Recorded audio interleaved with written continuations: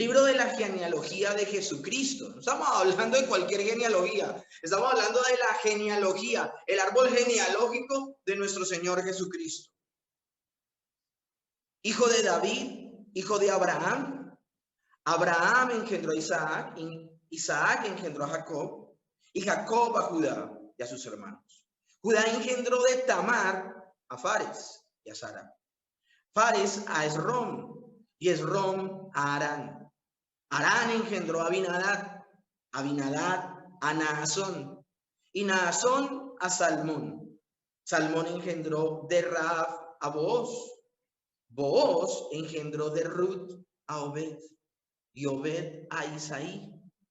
Isaí engendró al rey David. No voy a leer toda la genealogía, sino solo hasta aquí. La genealogía es larguísima. Imagínense, va desde Abraham hasta el Señor Jesús. Quiero dejarlo solamente hasta esa jornada. Porque mis hermanos, cuando nosotros hablamos de la promesa que el Señor hizo en Génesis 3:15, de la mujer se levantará uno que le pise la cabeza a la serpiente, mientras la serpiente le herirá el talón, el protoevangelio. Se está prometiendo que nacerá un hombre de una mujer, y ese hombre acabará con el pecado y con la muerte. Esa es la gran promesa de la redención. Pero a partir de que Dios habla al hombre esa promesa en Génesis 3:15, de ahí en adelante comienza una carrera de relevos. Mateo lo habla desde Abraham. Si queremos una genealogía que conecte a Jesús directamente con Adán, tenemos que ir al libro de Lucas. Y esto es impresionante porque comienza esta carrera de relevos. Y la ha llamado una carrera de relevos, ¿por qué razón? Porque, mis hermanos, tenía que haber una conexión y un fino equilibrio entre una y otra generación. Si ustedes se dan cuenta, como lo narra aquí desde Abraham, dice Abraham engendró a Isaac. Y cuando hablamos de que se nombra en esta genealogía, nombre tras nombre, estamos hablando de que cada una de estas personas corrió una jornada de fe. Porque es una carrera de fe, de creer en la promesa que el Señor ha hecho. Y creemos firmemente que Adán creyó. Ellos murieron esperando que se cumpliera el plan de redención. Lo vemos cuando le ponen a su hijo Caín así, porque Caín significa por voluntad de Dios se ha adquirido varón, como diciendo, tal vez este sea el que prometió el Señor. No lo era, tampoco lo era Bet, tampoco lo era Set, tampoco lo fue Noé, tampoco lo fue el mismo Abraham. Pero cada uno de ellos está cumpliendo una labor maravillosa. Ahora, lo tremendo del asunto es que ¿cómo conectamos esto con el libro de Ruth? Bueno, mis hermanos, lo tremendo del asunto es que el libro de Ruth perfectamente pudo estar ubicado en el momento en donde se realizaron los hechos. El libro de Ruth debería estar ubicado por pura cronología en el libro de Jueces. Porque eso sucede en el momento en que los jueces gobiernan. Pero lo que sucede con el libro de Ruth son dos cosas. La primera, ya les he dado una pista con lo que acabamos de leer. Con lo que acabamos de leer estamos viendo que Ruth se convertirá en una de las mujeres a través de las cuales viene un niño que se va a llamar Obed. Y de Obed van a ser Isaí. Y de Isaí van a ser David. Estamos hablando de que Ruth fue la bisabuela del rey David y no era judía, era moabita. Es por esa razón que el libro de Ruth, se habla del libro de Ruth aparte del libro de los jueces. Pero también hay otra razón, mis hermanos. Y la otra razón es que lo que vemos en el libro de Ruth, lo que vamos a estudiar los próximos 4 fines de semana, es otro espíritu. Es otro espíritu completamente diferente. Uno lee el libro de Ruth y uno dice, esto no sucede en el libro de los jueces. Porque es un ambiente completamente diferente. El libro de los jueces es una completa tragedia. Pero más adelante les voy a hablar de esa tragedia. Sencillamente estoy hablándoles de lo excepcional de esta historia maravillosa. Ahora, los expertos dicen que el libro de Ruth es un libro muy bien compuesto, maravillosamente relatado. Pero también, si lo vamos a hablar de manera teológica, el libro de Ruth está ricamente lleno de simbolismos de la redención. De hecho, uno de esos personajes es un tipo de redentor de nuestro Señor Jesucristo. Y lo vamos a disfrutar paso a paso. Por ahora, nos vamos a sumergir desde el verso 1 en adelante en este maravilloso libro, ya que logré captar su atención. Dice así el verso 1 del libro de Ruth. Ahora, con ese solo verso vamos a tener, pero hoy tenemos la tarea de llegar hasta el verso 10. Pero con solo el 1 vamos a tener mucho que aprender. Aconteció en los días que gobernaban los jueces que hubo hambre en la tierra, y un varón de Belén de Judá fue a morar en los campos de Moab, él, su mujer y sus 2 hijos. No hemos comenzado a leer el verso 1 cuando ya nos dice mucho, dice aconteció. Y ese aconteció, mis hermanos, significa que nada toma por sorpresa a Dios. Nada toma por sorpresa a Dios. Todos los eventos que suceden, afortunados o desafortunados, son eventos que están o hacen parte del decreto de Dios. Todo lo que sucede en el universo, el Señor ya lo decretó desde antes de la fundación del mundo. Así tú tomes decisiones en último momento o las cambies en el último segundo, ya Dios sabe lo que va a suceder porque Él lo decretó. Ahora, ese es el maravilloso misterio. El maravilloso misterio es que aunque Él lo ha decretado todo, tú tienes la libertad de elegir. Y eso te hace, ¿qué? Responsable. Por esa razón, aunque todas las promesas que el Señor ha hecho apuntan a Belén, apuntan a Judá, apuntan a, más adelante van a venir varios profetas que aún van a apuntar a Belén. Vemos que una familia lo que hace es irse del lugar de las promesas.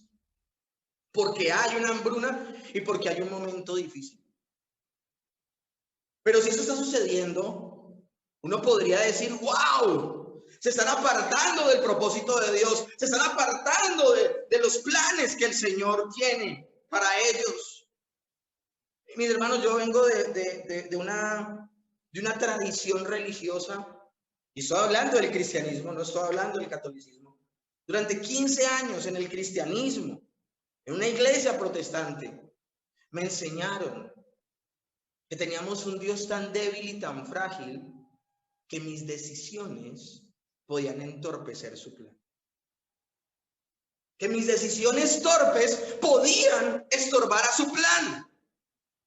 Pues mis hermanos, les tengo noticias, Dios es soberano y a Dios nada lo toma por sorpresa. Obviamente, yo tendré que recoger las consecuencias de mis malas decisiones, pero aún en mis malas decisiones Dios se puede glorificar, se puede y se va a glorificar.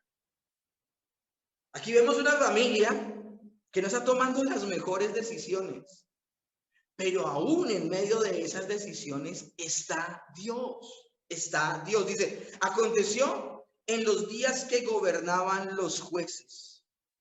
Y aquí es importantísimo hablar de esto, en el tiempo en que gobernaban los jueces. Nosotros, si vamos a meditar un poco, esta es la máxima de ese tiempo. Jueces 21-25. En estos días no había rey en Israel, cada uno hacía lo que bien le parecía. Palabras más, palabras menos. Esa época fue una época de anarquía espiritual. Yo quiero recordarles un poco para los que no saben, bueno, para los que ya lo saben, y enseñarles para los que no saben. El Señor levantó un pueblo a partir de Abraham. Y a partir de ese pueblo que va a levantar de la familia de Abraham, 70 personas llegan a Egipto y luego de 400 años llegan a ser millones. Y lo tremendo del asunto, y se cumple la promesa, como las estrellas del cielo, como la arena del mar, Génesis 12. Lo tremendo es que a ese pueblo que libera de Egipto, le da una ley en el desierto y lo consagra para él. Y luego les dice, cuando entren a la tierra prometida, ustedes lo que van a hacer es cumplir mi ley y no comportarse como las personas que habitan esa tierra. Pero no alcanza a morir Moisés y Josué los lleva a conquistar la tierra prometida. Pero lastimosamente cuando muere Josué, la siguiente generación, que es la generación de los jueces, pues no quedó alguien encargado. ¿Y por qué no quedó alguien encargado? Porque sencillamente Dios no lo llamó. Dios no llamó a nadie más.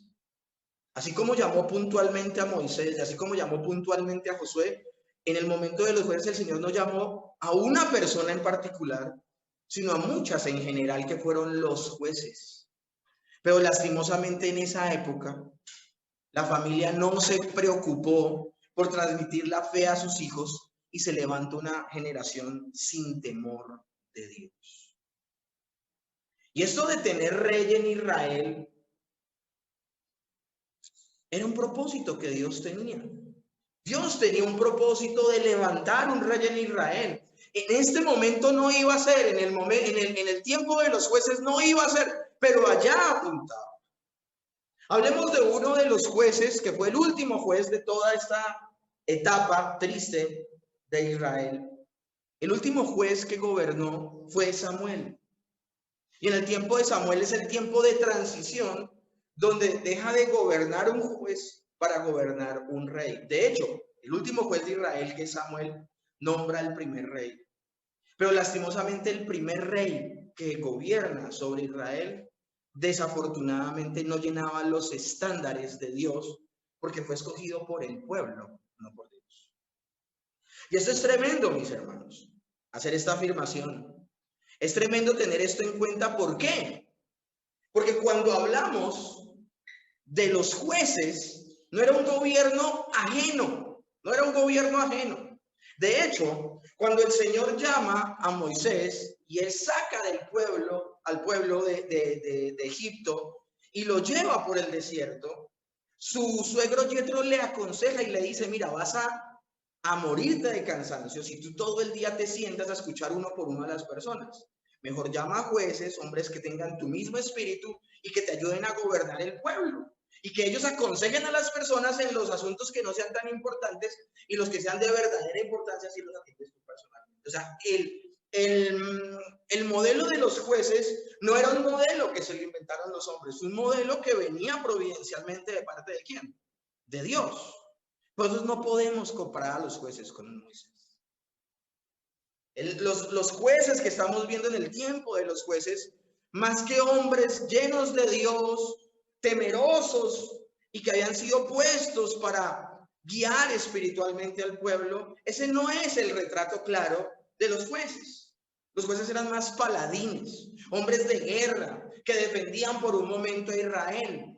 Israel, como se había desenfrenado y había hecho lo que quería, obviamente la consecuencia era que iban a venir juicios de parte de Dios. Cuando venían esos juicios por mano de los filisteos o de otros pueblos y los atacaban y los lastimaban y los subyugaban, ellos estando en esa condición levantaban las manos al cielo y le decían, Señor, ayúdanos. Entonces venía el Señor, les ayudaba con un paladín como estos, que cuál es uno de los más conocidos jueces de Israel, Sansón.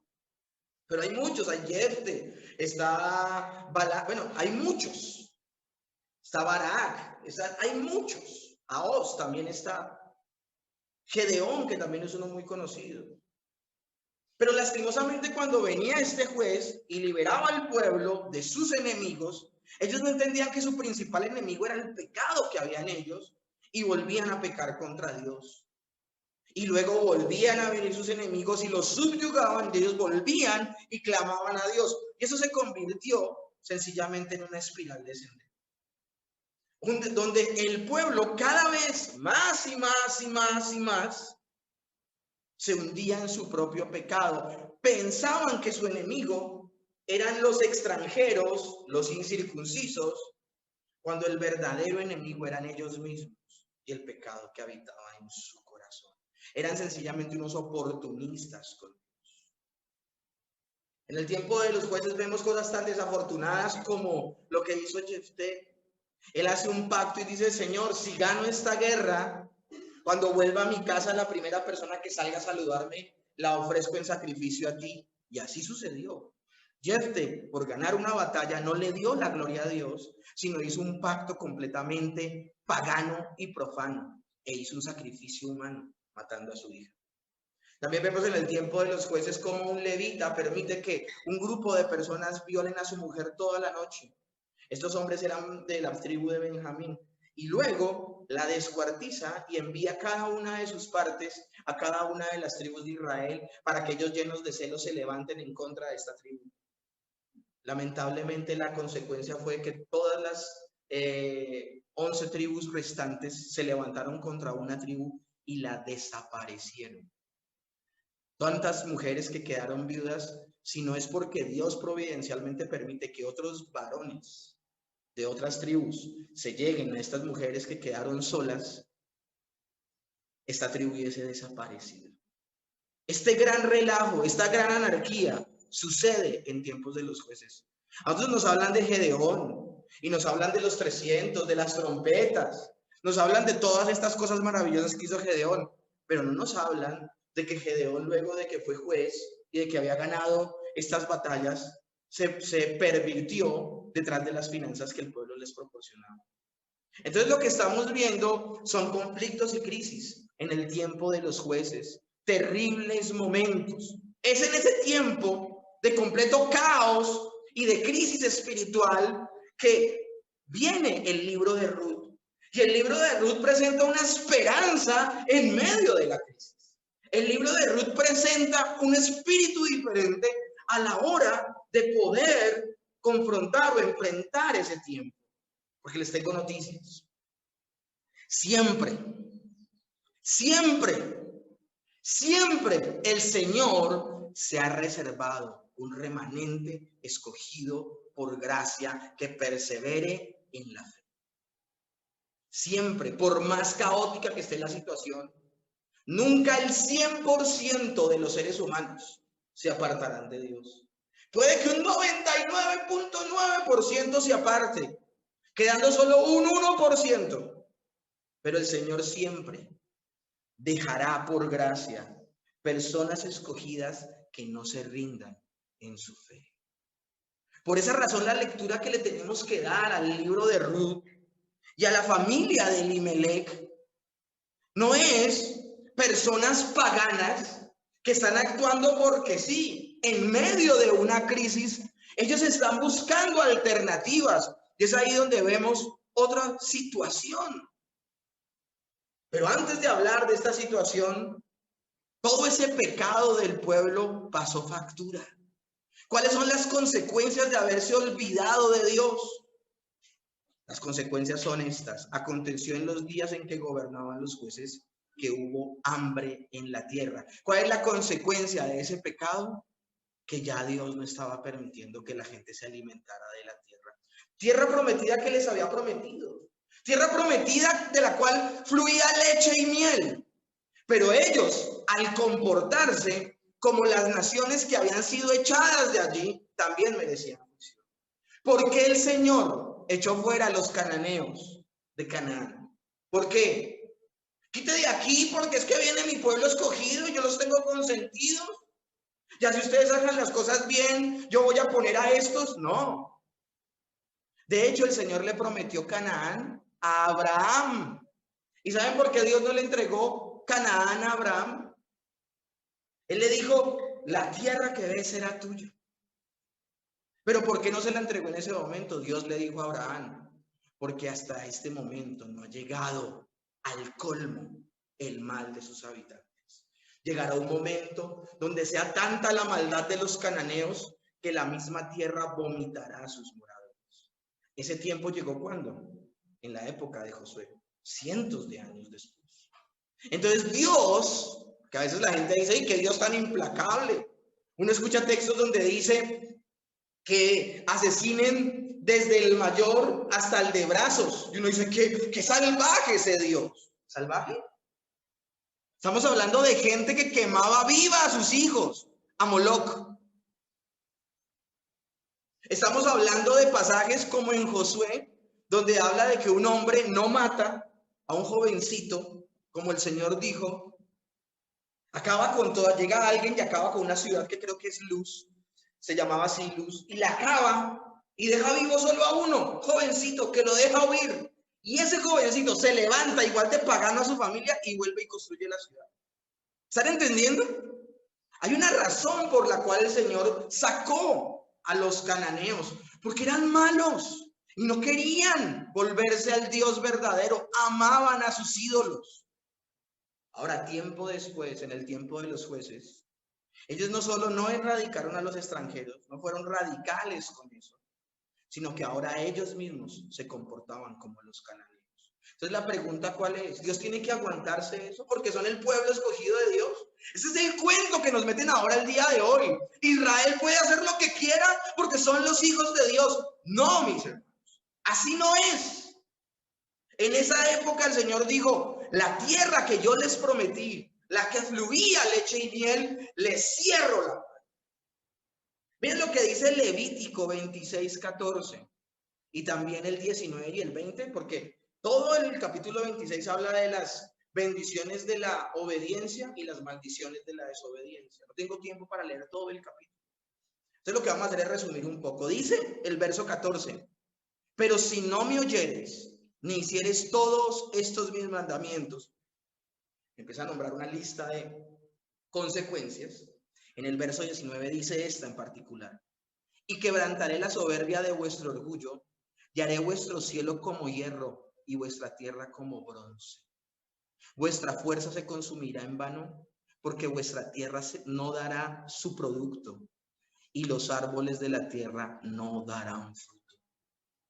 ¿Ustedes se imaginan que haya una gran solada, que la tierra no dé fruto, y los árboles que ya están sembrados secos tenían hambre? Uno puede ser implacable con Elimelech y su familia y decir, oye, se apartaron. No, la situación era crítica. La situación era crítica. Y un hombre, al ver una situación como esa, pues va a buscar otro lugar donde pueda mantener a su familia. El verso 1, la parte B dice, y un varón de Belén de Judá fue a morar en los campos de Moab, él, su mujer y sus 2 hijos. ¿Quién es este hombre? Este hombre es Elimelech. Pero es que, mis hermanos, porque él tiene que verse en la obligación de salir de Belén e irse a Moab. Mis hermanos, Belén significa, la palabra o el nombre Belén significa la casa del pan. Eso significa Belén. ¿O saben qué está pasando? En la casa del pan no hay pan. De hecho, se llama Belén Efrata. Efrata significa fructífera. O sea, era una ciudad que se llamaba Casa del Pan Fructífera, pero ni había pan ni daba fruto. Eso es una total incoherencia. Pues eso es lo que está pasando con el Israel del tiempo de los jueces. El Israel del tiempo de los jueces sacaba pecho y decía, somos el pueblo de Dios, pero no se comportaban como hijos de Dios. Eso es una incoherencia. No sé en qué momento nos metieron a nosotros en la cabeza que cuando hablamos de que el amor de Dios es incondicional para sus hijos, significa que Él alcahuetea el pecado. Eso no significa el amor incondicional. El amor incondicional de Dios significa que Dios no te ama por lo que eres, sino a pesar de lo que eres. Pero te ama tanto que no te deja como eres, sino que te regenera, te limpia, te santifica. Juan 15 dice que todo pámpano que no lleva fruto será cortado y el pámpano que lleva fruto será ¿qué? Limpiado. Pero ese pueblo no está comportándose al nivel de dignidad de un hijo de Dios y por eso el Señor los abandonó. Ahora yo me pregunto algo, el Señor los abandona, pero eso quiere decir que el Señor al abandonar a su pueblo también abandonó su plan de salvación. Eso significa que Dios también va a ser igual de infiel a su pueblo y no va a cumplir lo que prometió en Génesis 3:15. No, porque aunque nosotros seamos infieles, ¿qué? Él permanece fiel. Por esa razón, Sucederá algo increíble. El Señor tiene que buscar un camino que no sea alguien de Belén, alguien de Israel, para cumplir sus promesas. Y esto, mis hermanos, es tremendo. Pero va a usar para ese fin a Elimelech y a su familia. Lo tremendo del asunto, mis hermanos, es que el Señor le pegue una pasada a toda la nación de Israel. A toda la nación de Israel le pegue una pasada. Y no vea a ni uno a través del cual poder traer su promesa, sino que tiene que moverse a otra ciudad. Ahora, en este libro hay mucho peso, ¿saben? Con los nombres que se suscitan en el libro. Hay mucho peso. Y es el caso de Elimelech. Elimelech significa mi Dios es rey. Eso significa Elimelech. Mi Dios es rey. Y lo tremendo del asunto, mis hermanos, es que el papá de Elimelech, en el tiempo en que viven los jueces, que ¿cuál es la máxima? Miren la máxima del tiempo de los jueces. En estos días no había ¿qué? Rey en Israel. Y por eso todo el mundo hacía lo que se le daba la gana. ¿Ustedes les parece que tenga coherencia que en el tiempo en que no hay rey, el papá de Elimelech lo llame Dios, mi Dios es rey? Pues hermanos, podemos decir algo, que en el tiempo de peor anarquía que pudo haber vivido hasta ese momento Israel, se levantó una familia que se negaba a vivir bajo esa realidad circundante. El papá de Elimelech se negó a vivir su vida fuera de la voluntad de Dios. Por eso el nombre tiene tan grande connotación, mis hermanos. Mi Dios es rey. Así todo el mundo haga lo que quiera, yo no voy a hacer lo que quiera. Hay gente que se excusa, excusa su mal comportamiento es que todo el mundo lo hace. Pues mis hermanos, en un creyente, así todo el mundo lo haga, el creyente que no lo hace. No vamos a llamar a lo malo bueno, ni tampoco vamos a llamar a lo bueno malo. Ahora, esto de mi Dios es rey no solamente habla de una realidad interna en el creyente, sino también una realidad de la promesa que se había hecho. Y la promesa que se había hecho era muy interesante, mis hermanos. El tiempo de Ruth se suscita, esta historia de Ruth se suscita en una transición, en un cambio que se está suscitando al interior del pueblo de Israel. Desde que Dios hizo la promesa en Deuteronomio 3:15, Él hizo varios pactos. Uno de esos pactos lo hizo con Noé, donde le prometía estabilidad y que no iba a volver a destruir la tierra. ¿Y por qué no la iba a volver a destruir? Con un juicio. Porque de la tierra tenía que venir el que iba a reinar, el que iba a acabar con el pecado. ¿De dónde iban a ser uno de la mujer si él acababa con la humanidad otra vez? Entonces le promete que sustentar la estabilidad.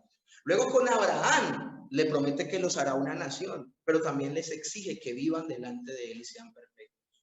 Luego, con la ley que le entrega a Moisés, la ley sinaítica, el pacto sinaítico, el Señor le está diciendo a su pueblo, ustedes que son pueblo mío, ahora les doy un comportamiento y una manera en que deben vivir para mi gloria. Pero ahora, después del pacto con Moisés y de la ley de Moisés, se levanta nuevamente una época de transición a una renovación de este pacto, y es el pacto con David, donde Dios le promete a David que se levantará un rey cuyo reinado no tenga fin. Pero mis hermanos, ¿saben qué es lo maravilloso entre todos los pactos que ha habido en el Antiguo Testamento y aún el nuevo pacto que hay en el Nuevo Testamento? Esto no significa que se terminaba un pacto y comenzaba otro, no. Se renovaba. Acuérdense que la revelación de Dios en este plan maravilloso de salvación es una revelación que progresiva. Entonces cada vez Dios mostraba algo más, algo más, algo más, algo más. Y cada vez el pacto anterior era honrado por el que seguía. Nunca un pacto pisoteaba al otro, no, lo honraba. Y así como el pacto con Abraham honró el pacto con Noé, y el pacto sinaítico, cuando le entregan la ley a Moisés, honra el pacto con Abraham, así el pacto con David debe honrar el pacto con Moisés. Y el pacto mosaico o sinaítico, ese pacto fue cuando Dios le entregó una ley a su pueblo. Hablo de que el libro de Ruth es un libro de transición, porque en el libro de Ruth vamos a ver algo que no se veía en el tiempo de los jueces. Y es que en el libro de Ruth vamos a ver cómo se vuelve a honrar la ley de Dios. En solo 4 capítulos vamos a ver cómo dice, y la escritura decía, y así se hacía. Y todo el tiempo vamos a estar leyendo el libro de Levítico y otros lugares donde se hablaban de cómo el pueblo se debía comportar en medio de un tiempo donde la gente no le importaba a Dios. Por eso el libro de Ruth es tan maravilloso.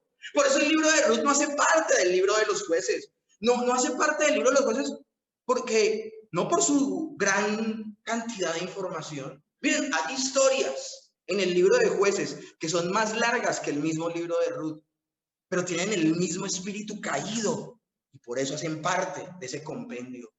Mientras que Ruth tiene un espíritu distinto y muestra un comportamiento completamente diferente. Lo que demuestra es que aunque abunde el pecado, sobreabunda aquí la gracia. Y el Señor está permitiendo que sucedan cosas maravillosas. El papá de Elimelech esperaba la promesa. ¿Cuál promesa? Un rey. Un rey. Y esto no es extraño para las personas. Deuteronomio 17:15 dice, ciertamente pondrás por rey sobre ti al que Jehová tu Dios escogiere. De entre tus hermanos pondrás rey sobre ti. No podrás poner sobre ti a hombre extranjero que no sea tu hermano. Listo, la ley decía, nombren un rey. Nombraron a Saúl y con Saúl se equivocaron. ¿Por qué se equivocaron? Porque ya de antemano, desde el tiempo de Jacob, se había dicho de dónde debería venir ese rey. Génesis capítulo 49, verso 10 dice, no será quitado el cetro de Judá, ni el legislador de entre sus pies, hasta que venga Silo, y a él se congregarán los pueblos. Este texto lo que nos deja ver, mis hermanos, es que es desde el tiempo en que Jacob, ya llamado Israel, ora por las 12 tribus, por sus 12 hijos. Cuando oró por Judá, dijo, de ti, Judá, es que se levantará rey sobre Israel. ¿Y qué es lo primero que hacen las personas cuando se levanta una gran nación y le piden rey a Samuel? Lo primero que hacen, ¿qué es? Pedir un rey que sea grande, que sea de hombros arriba, que tenga un aspecto maravilloso. No importa que sea de la tribu de Benjamín, eso nombrémoslo. Y fue un fiasco. Y Dios lo permitió. Y Dios lo dejó para que se estrellaran. Y luego va a nombrar a uno que va a ser maravilloso rey, no porque sea perfecto, sino porque temía a Dios. ¿Y fue quién? David. Y David sí venía de la tribu de Judá. Y da la casualidad, y estoy siendo irónico con esto porque dentro de la palabra no hay casualidades, sino en un perfecto plan. Ese David es bisnieto de Ruth y de Booz, que son los protagonistas de este libro. En medio de este caos y esta crisis espiritual, Dios tiene que salir de su pueblo y buscar una alternativa en un pueblo extranjero. El libro de Ruth en principio nos muestra que la salvación siempre ha cubierto a todas las naciones de la tierra. El libro de Ruth nos muestra que Dios no es un Dios que porque sí escogió a la nación de Israel y así la nación de Israel se porte mal, tiene la obligación de usar a los israelitas. Dios no tiene la obligación de nada. Dios trasciende a su creación. Dios no está obligado a nada, y más si ese pueblo es infiel. Dios no va a levantar una mujer israelita, judía, para tener a Obed. Va a levantar a una moabita. Y esto no es extraño, mis hermanos. Como leímos en Mateo, nos dábamos cuenta que el Señor en varias oportunidades tomó mujeres extranjeras para cumplir su propósito. Es el caso de Rahab, la ramera en Jericó. Ella tuvo tanta fe que le dijo a los espías: yo he visto que ustedes se aproximan y yo les ruego, yo quiero ser parte de su pueblo. Yo quiero dejar mis dioses, quiero dejar todo y quiero seguirlos. Guarden mi vida. Yo creo que ustedes vienen de parte de Dios. Desde que cruzaron el río Jordán, nuestro corazón tiembla dentro de nosotros esperando a que ustedes vinieran y nos acabaran. ¿Saben? Habían esperado, escúchenme bien, 40 años desde que salieron de Egipto, desde que cruzaron el Mar Rojo. Y cuando cruzaron el Jordán, habían pasado 40 años entre esos dos cruces. Y todo ese tiempo habían estado esperando, llenos de miedo, los de Jericó.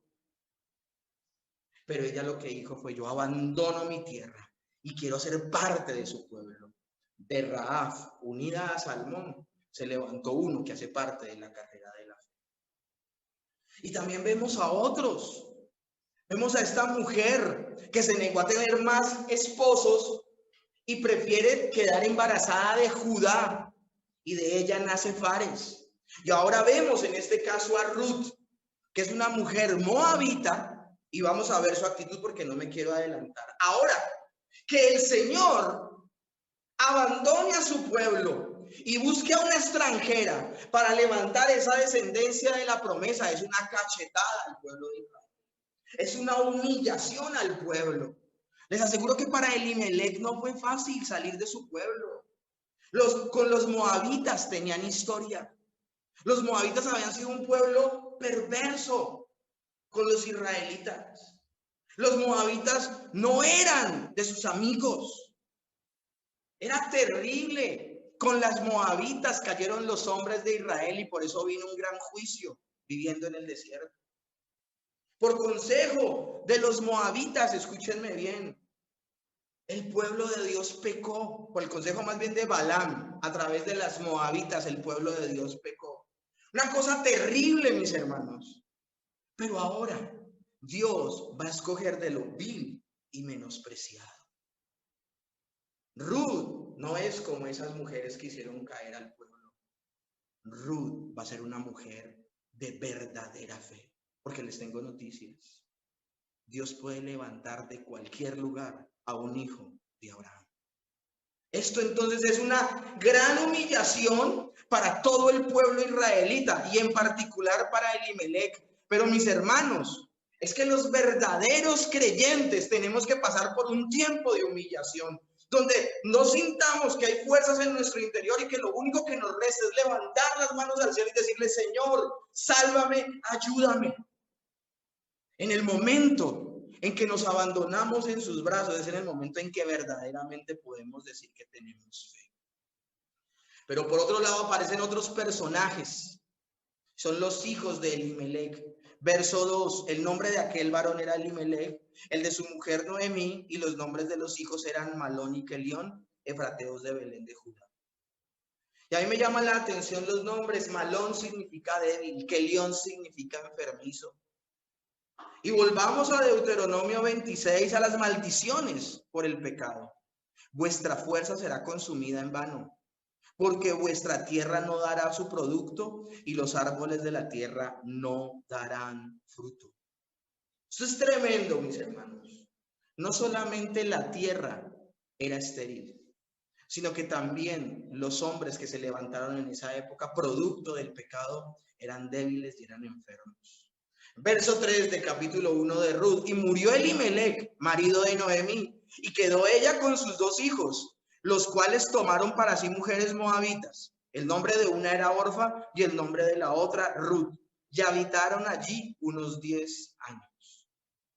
La idea que parecía pasajera, la idea que parecía temporal, se volvió algo muy permanente. Es solo hasta que muere su padre que ellos toman esposas. Y esto es tremendo, mis hermanos, porque la visión de Elimelech era una visión de extranjero. Él está como extranjero en tierra extraña. Esa debe ser, mis hermanos, la cosmovisión de todo creyente, entender que por esa tierra estamos ¿de qué? De paso. Por esta tierra, mis hermanos, no nos pertenece nada. Somos extranjeros, advenedizos, peregrinos. Cometemos un error al aferrarnos a las cosas materiales y pensar que todo lo que tenemos es el aquí y el ahora. Hay mucha gente, mis hermanos, que dicen ser creyentes, pero en su estilo de vida son materialistas. Solo viven en función del aquí y del ahora. Estos hombres toman 2 mujeres extranjeras para sí. Y lamentablemente, mis hermanos, ellos mueren y las dejan viudas sin hijos. Una tragedia terrible, mis hermanos. Una tragedia completamente terrible. Pero a mí me parece increíble es esto. 10 años viviendo en una tierra como Moab. A veces es tan fácil para uno como creyente enredarse en las cosas de la vida, en las cosas de este mundo y tal vez estar viviendo en medio de una generación caída y podernos leudar. Mis hermanos, esto es tremendo. Si la situación en Israel estaba tan grave, en Moab no era diferente. En Moab eran idólatras. En Moab tenían otros dioses. Y allí sí que eran paganos. El riesgo que puede haber en un creyente, mis hermanos, es ser como Lot. Lot fue un hombre que vivió con el hombre de la promesa, que fue Abraham. Y Lot, lastimosamente, cuando vio que las cosas se pusieron difíciles, se fue del lado de Abraham. Abraham le dice, si tú coges a la derecha, yo me voy a la izquierda, y si coges a la izquierda, me voy a la derecha. Escoge. Y Lot levanta los ojos y ve los campos verdes de Sodoma y ve el desierto de Canaán antes de llegar a la tierra prometida. Y escoge, obviamente, ¿qué? Los campos verdes de Sodoma. Empezó a habitar en tiendas lejitos de Sodoma, pero luego fue poniendo sus tiendas más y más cerca de Sodoma, hasta que terminó viviendo ¿dónde? Dentro de Sodoma. La próxima vez que vemos a Lot, lo vemos dentro de Sodoma, acomodado en medio de ellos, a 24 horas de un gran juicio que va a acabar con toda la ciudad, y él sin tener idea del asunto. Si no es por la intercesión de Abraham y que pide misericordia al Señor, él no es salvado. Ahora, ¿por qué es salvado Lot y su familia? ¿Por justo?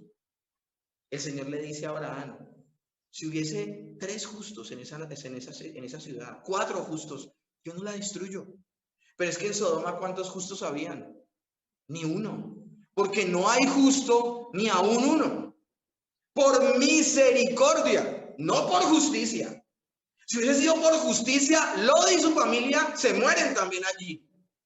Fue por misericordia que sacan a Lot y a su familia. Su mujer se convierte en sal y sale con sus 2 hijas. ¿Cuál fue el costo que pagó Lot por amar más esta tierra que las promesas que Dios había hecho a Abraham? Porque, mis hermanos, Dios le prometió a Abraham cosas grandes y Lot estaba con él.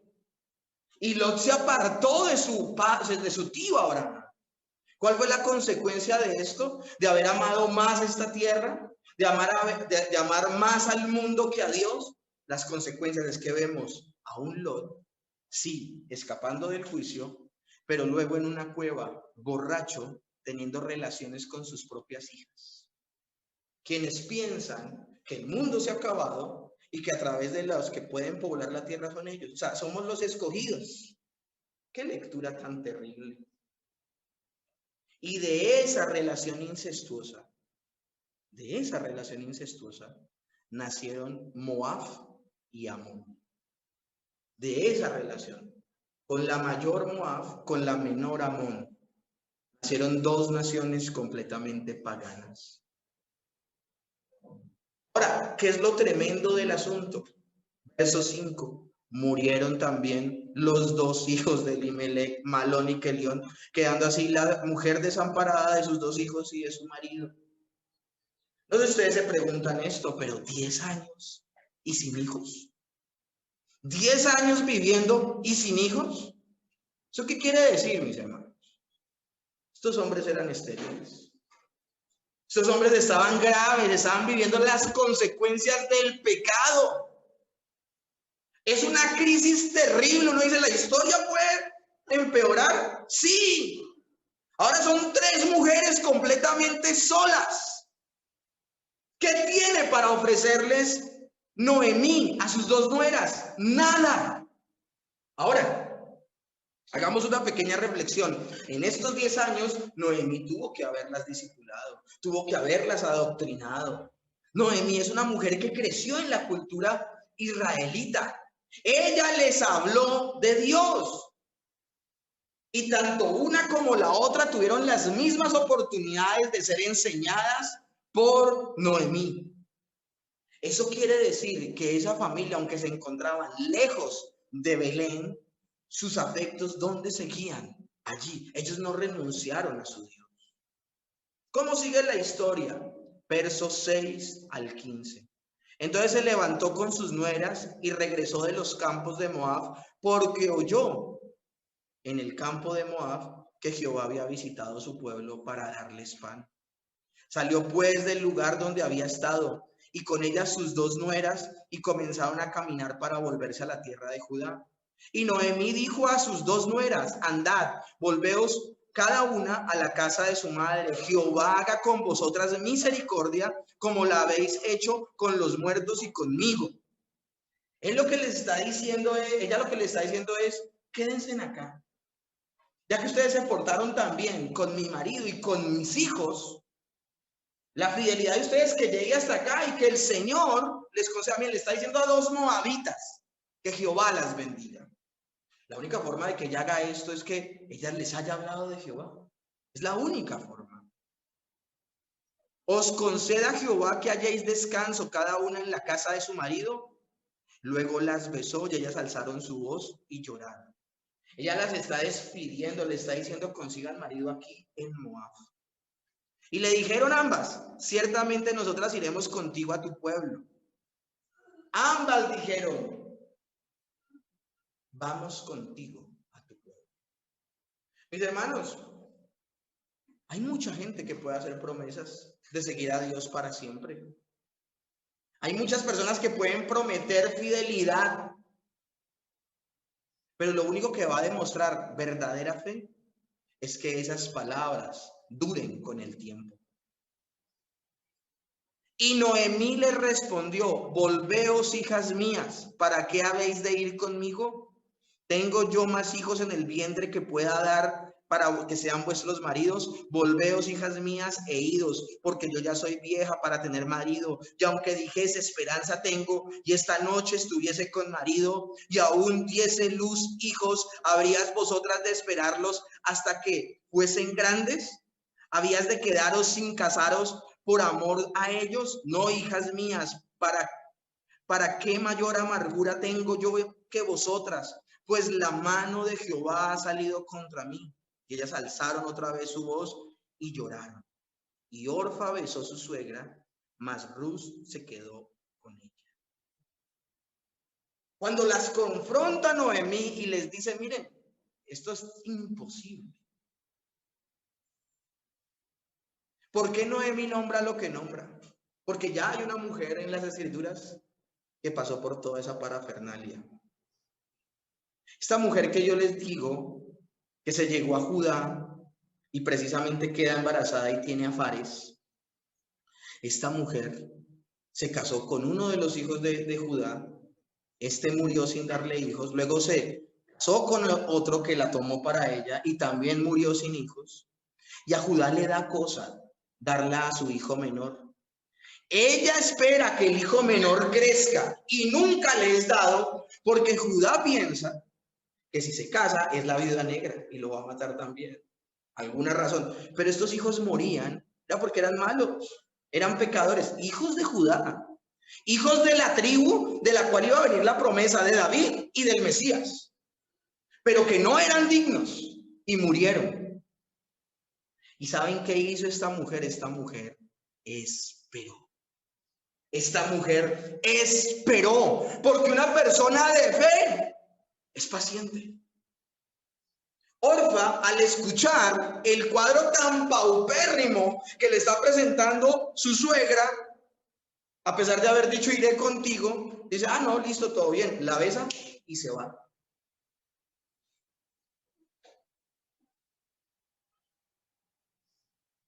Orfa besó a su suegra, mas Ruth se quedó con ella.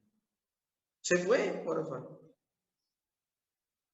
Y Noemí dijo, he aquí, tu cuñada se ha vuelto a su pueblo y a sus dioses. Vuelve tú tras ella. Noemí sabía lo que iba a pasar si ellas se devolvían. Todo lo que las había adoctrinado, todo lo que les había enseñado se iba a perder, porque su marido iba a ser moabita. La pregunta del millón es, mis hermanos, ¿a qué le está dando la espalda Orfa? Orfa le está dando la espalda solamente a seguir perteneciendo a la familia de Israel y ya. Le está dando la espalda a tener marido muchos años después. Pues es que, ¿qué posibilidades Noemí, que ya es una mujer de edad, se vuelva a casar? No había posibilidades. O sea, hablando en sentido común, ella tomó una decisión viendo ¿qué? Las cosas de este mundo. Colosenses dice, mirad las cosas que no se ven que son eternas, porque las que se ven son ¿qué? Pasajeras. Ella se quedó viendo las cosas pasajeras. Ahora, por ver las cosas pasajeras, ¿a qué le dio la espalda? ¿A qué le está dando la espalda? Orfa. Mis hermanos, miren lo que dice Juan, capítulo 4, verso 22. Esto se lo está diciendo Jesús a la mujer samaritana. Y le dice, vosotros adoráis lo que no sabéis. Nosotros adoramos lo que sabemos, porque la salvación viene de los judíos. ¿A qué le está dando la espalda, Orfa? Orfa no solamente le está dando la espalda a pertenecer a una familia más de Israel. Orfa le está dando la espalda a la salvación. Le está dando la espalda a Dios mismo, porque está renunciando a lo que su suegra le enseñó y se está volviendo, sí, a su pueblo y a sus dioses. Cuando lo que primero Dios le pide a un creyente es que deje su tierra, su parentela, la casa de su padre, a la tierra que le va a mostrar. Un creyente no anda por vista, un creyente anda ¿por qué? Por fe. ¿Qué vio Abraham para seguir a Dios? ¿Vio algo? No vio nada. ¿Qué vio Isaac? ¿Qué vio Jacob? ¿Qué vio Elimelech? Elimelech murió aguardando la promesa, como dice Hebreos capítulo 11. Lo saludaban de lejos, esperando una patria, la cual fuera eterna. Esta mujer, Orfa, al ver lo que le mostraban sus ojos, al igual que Lot, se apartaron de la fe. En Orfa y en Ruth vemos la elección. Vemos que unos entienden y otros no. Ahora, ¿quién concede que las personas entiendan su propia capacidad? No, eso sería por mérito.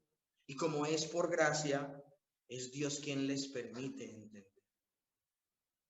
Y es que, mis hermanos, el creyente debe cambiar su óptica acerca de lo que es el éxito.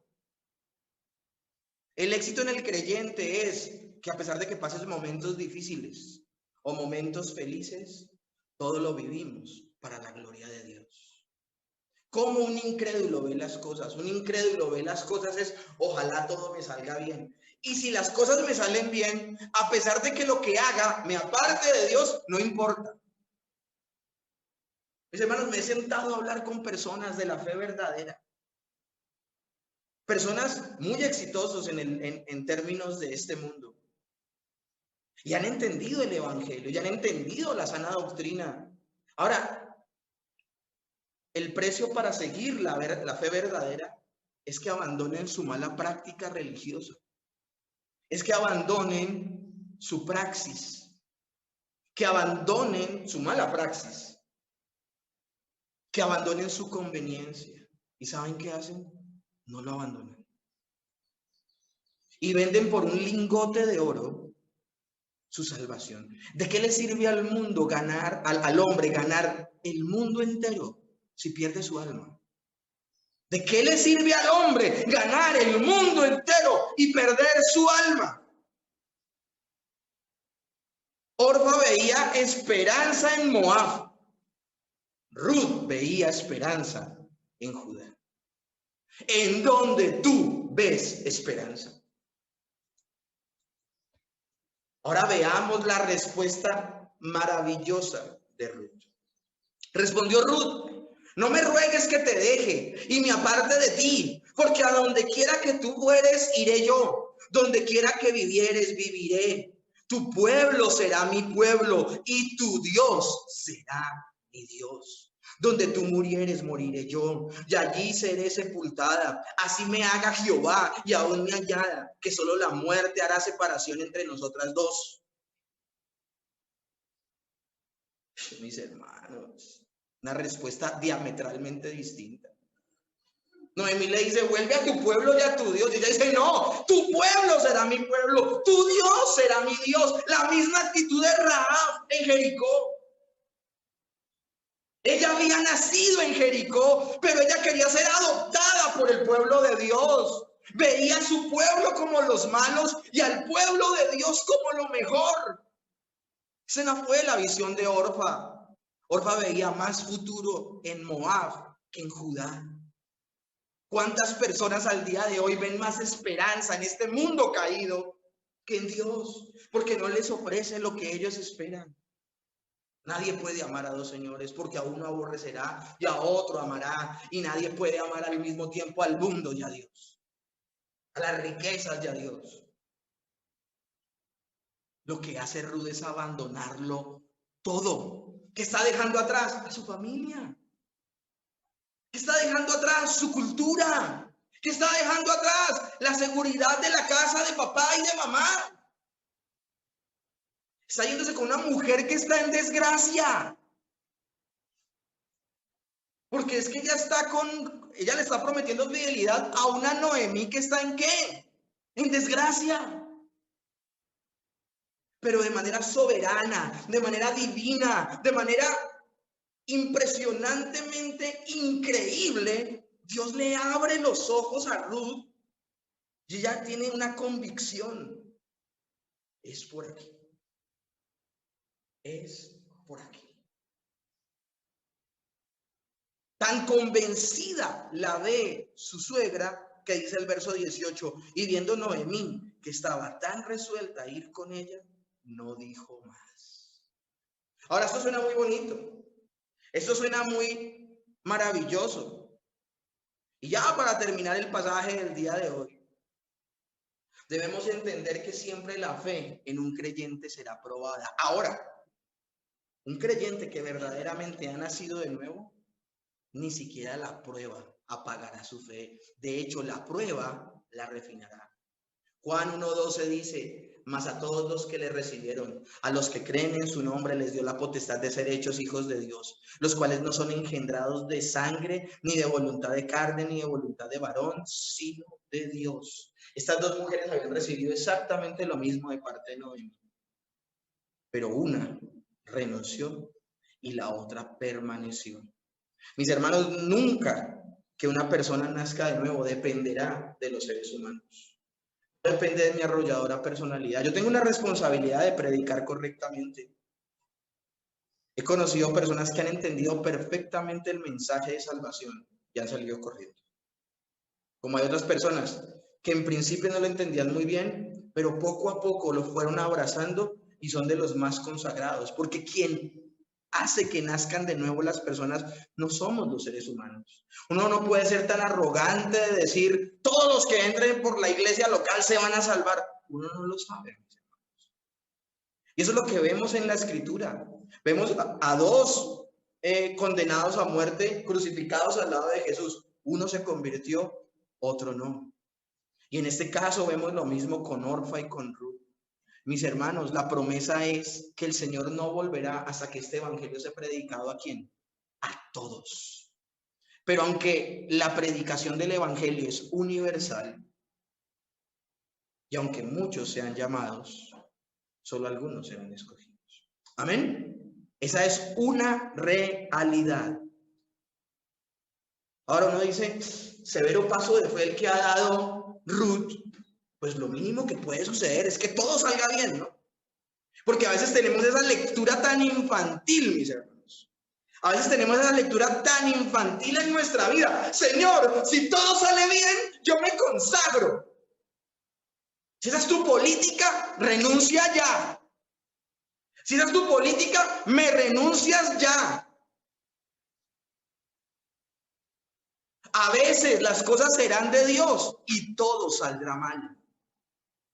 Como a veces no será la voluntad de Dios algo y todo te saldrá bien. Entonces no tienes que dejar de seguir por las emociones. Miren al pueblo de Dios en Egipto. ¿Era de Dios que salieran de Egipto, sí o no?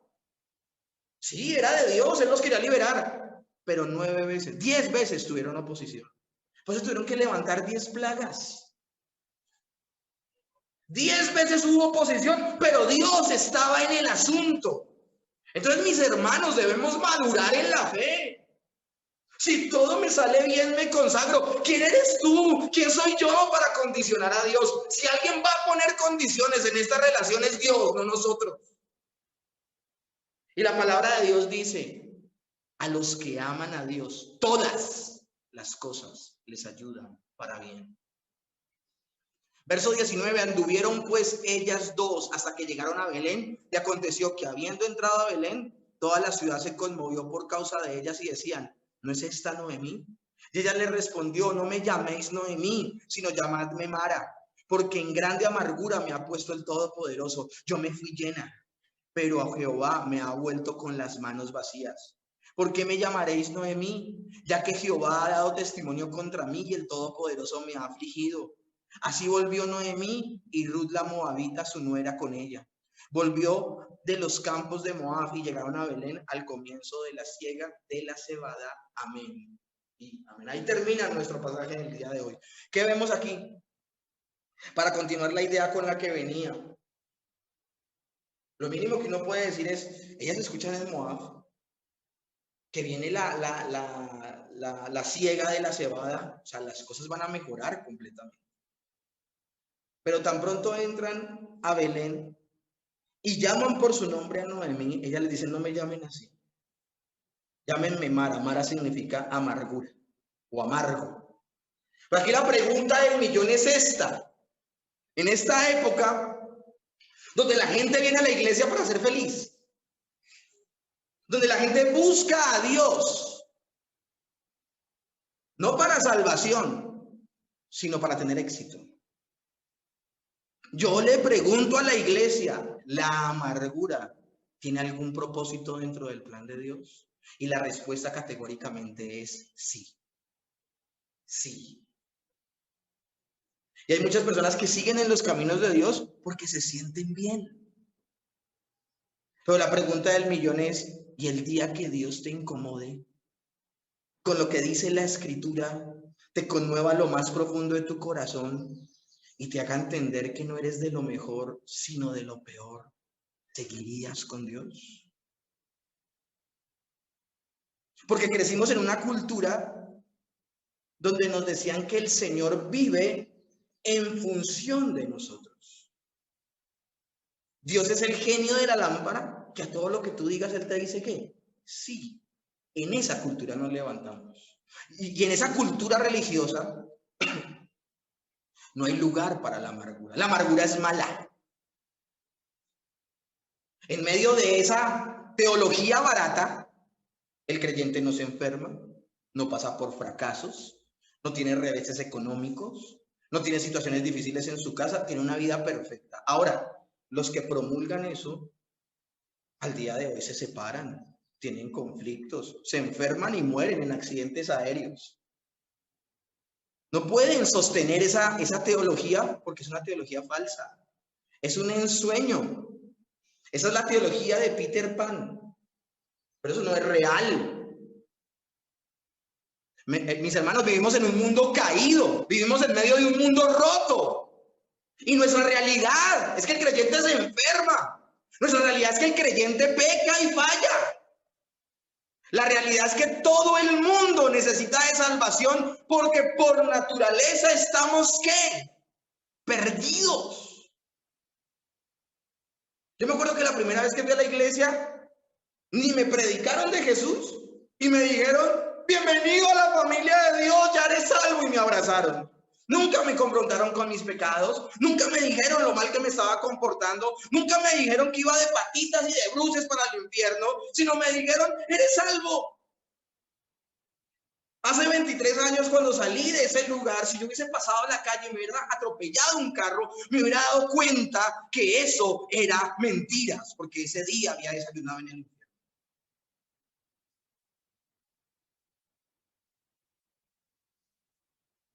Dios está cumpliendo su propósito en esta historia.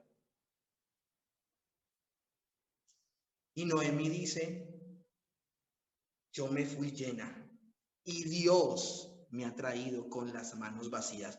Dios me ha quebrantado, Dios me ha tratado, Dios me ha humillado. Porque lo que sucede con un verdadero creyente en principio es que entiende su bancarrota espiritual. Si tú y yo no entendemos nuestra bancarrota espiritual, no necesitaremos de un Salvador porque nos sentiremos a salvo y nos sentiremos bien con nosotros mismos. Para ilustrarles el punto, le leo estos versículos para terminar el mensaje del día de hoy, porque recuerden que estamos viendo una historia por etapas. Si ustedes querían saber el final de esa historia hoy no se va a ver el final. Hoy hasta ahora es el inicio. Miren lo que dice Apocalipsis 3:1. Eso se lo está diciendo el Señor Jesús a una de las iglesias a las que escribe en Apocalipsis. Dice, yo conozco tus obras, que tienes nombre, que vives y estás muerto. ¿Cuántas personas allá afuera sienten que son de lo mejor? No quieren ser confrontadas con su realidad, con su pecado. Están muertos espiritualmente, pero se sienten vivos. El Señor Jesús le dijo a las personas, le dijo a los fariseos, los sanos no tienen necesidad de médicos sino los enfermos. Y yo no vine por justos sino por pecadores. Y el Señor Jesús no estaba diciendo que hubiese gente sana y gente justa. Estaba hablando de gente que se siente sana, estando completamente enferma, leprosa hasta la médula, hasta huelen mal, pero todo el mundo se da cuenta menos ellos. Y no que haya justos, porque no hay un justo ni aún uno, pero hay gente que se cree justa. Y aquellos que se creen justos y sanos nunca necesitarán perdidamente del Salvador. A esa misma iglesia que tenía nombre de que vivía, pero estaba muerta, le dice lo siguiente en el verso 17 del Señor Jesús. Porque tú dices, yo soy rico y me he enriquecido y de ninguna cosa tengo necesidad. Y no sabéis que tú eres un desventurado, miserable, pobre, ciego y desnudo. Te reprendo, dice el verso 19, y castigo, porque te amo, porque soy celoso. Entonces, arrepiéntete. ¿Cuál es el motivo del quebrantamiento? ¿Cuál es la finalidad de ser confrontados con nuestra propia realidad, con lo que estamos haciendo mal? La finalidad es que esa confrontación nos lleve al arrepentimiento. Noemí se dio cuenta que ella hacía parte de una generación como la de los jueces y que de ahí en adelante debía vivir como si existiera un Dios, porque hay un rey en Israel que no se ha movido, así todo el mundo viva como quiera. Y esa es la gran esperanza, mis hermanos, en este primer capítulo de Ruth. Están donde Dios quiere que estén. Noemí y Ruth. Dentro de 8 días vamos a ver qué sucederá. Tú te preguntabas tal vez por qué has pasado por momentos difíciles. De pronto te estás preguntando por qué estás pasando por una situación miserable. Dios lo que está buscando es que en ti haya humillación. Como dice el Salmo 51:17, Dios no desprecia a un corazón contrito, humillado. Los momentos difíciles, ¿a dónde te llevan, mis hermanos? Los momentos difíciles te llevan a tomar decisiones desesperadas o te llevan a estar de rodillas delante del Señor y clamar por su ayuda. El momento difícil llevó a Ruth no a apartarse de Dios, sino a aferrarse a Él. Mientras los momentos difíciles a Orfa la llevaron a apartarse de Dios. ¿Cuánta gente ha tomado como excusa un momento difícil para abandonar la iglesia y abandonar la fe? ¡Conste, lo intenté y tú no colaboraste! ¡Me voy! Esa fue Orfa. Pero Ruth, en medio del momento difícil, se aferró más al Señor. Ahora, ¿quién produjo eso? Dios mismo. Porque, mis hermanos, termino con esto. Existe una promesa. Salmo 30:11. Has cambiado mi lamento en baile. Desataste mi cilicio y me ceñiste de alegría. Por tanto clamaré a ti, oh gloria mía, y no estaré callado.